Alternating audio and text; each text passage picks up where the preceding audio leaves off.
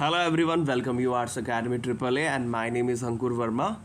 आज की क्लास का जो हमारा चैप्टर चल रहा है वो है कंटेम्प्रेरी सेंटर्स ऑफ पावर। इसी के चलते जो हमारा टॉपिक चल रहा है वो है यूरोपियन यूनियन। तो बेसिकली इस टॉपिक के अंदर हम डिस्कस कर रहे हैं कि यूरोपियन यूनियन की फॉर्मेशन कैसे हुई। अगर आपने प्रीवियस वीडियो नहीं देखी है तो पहले आप उनको वीडियोज़ को देखिए, फिर उसके बाद इस वीडियो से कंटिन्यू कीजिए। तो आज के क्लास में हम डिस्कस करेंगे कि एक्चुअल में जो यूरोपियन यूनियन जो एक इंटरनेशनल ऑर्गेनाइजेशन है, इसकी फॉर्मेशन कैसे हुई। तो यहाँ पर जो हमारा सब टॉपिक निकल के आता है वो ये निकल के आता है establishment of the European union, कि जो यूरोपियन यूनियन है उसकी इस्टेब्लिशमेंट या फिर उसकी फॉर्मेशन कैसे हुई। तो सबसे फर्स्ट पॉइंट पे आता है। सबसे फर्स्ट पॉइंट क्या कहता है, collapse of the Soviet blocks, कि सोवियत ब्लॉक्स क्या हो गए, कोलैप्स कर गए। आपको पता है कि दिसंबर 1991 की अगर हम बात करें तो दिसंबर 1991 में हमने ये देखा है कि जो सोवियत यूनियन था या सोवियत जो ब्लॉक्स थे वो क्या हो गए, डेक्लाइन कर गए, मतलब कि वो डिसइंटीग्रेट हो गए, टूट गए। और इसी के चलते जो सोवियत यूनियन था वो भी क्या हो गया, मेन कोलैप्स कर गया। कितनी कंट्रीज़ में, 15 कंट्रीज़ में। तो हमें पता है कि यूएसएसआर जो कोलैप्स कर गया वो कब कर गया था, दिसंबर 1991 में।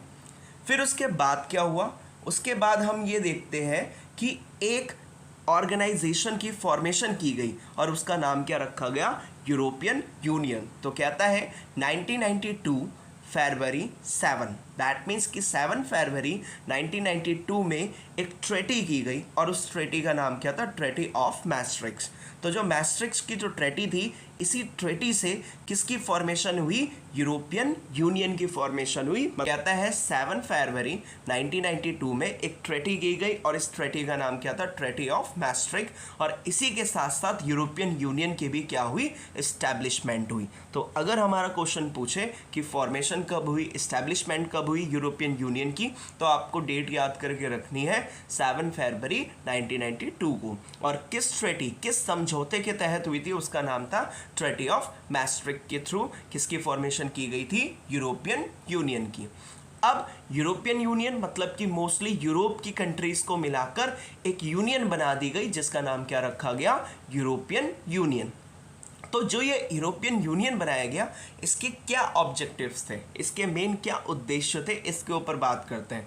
तो यूरोपियन यूनियन का ऑब्जेक्टिव देखें तो सबसे पहले ये कहता है कि कॉमन फॉरेन पॉलिसी होनी चाहिए, मतलब कि जितने भी मेंबर्स हैं यूरोपियन यूनियन के, इन सभी की एक जैसी क्या होनी चाहिए, फॉरेन पॉलिसी होनी चाहिए। फॉरेन पॉलिसी दैट मीन्स कि अगर मेन यूरोपियन यूनियन की जो देश है वो दूसरे देशों के साथ कैसे रिलेशन रखेंगे, कैसे संबंध रखेंगे, तो उन सभी की एक जैसे राय होनी चाहिए, एक जैसी उनकी फॉरेन पॉलिसी होनी चाहिए, कि जितने भी यूरोपियन यूनियन के मेंबर्स हैं वो एक साथ मिलकर दूसरे देशों के साथ जो यूरोपियन यूनियन के मेंबर्स नहीं हैं उनके साथ कैसे रिलेशंस रखेंगे, या मेन यूरोपियन यूनियन के जो अंदर मेंबर्स हैं वो एक दूसरे के साथ कैसे अपने रिलेशंस को मेंटेन करके रखेंगे।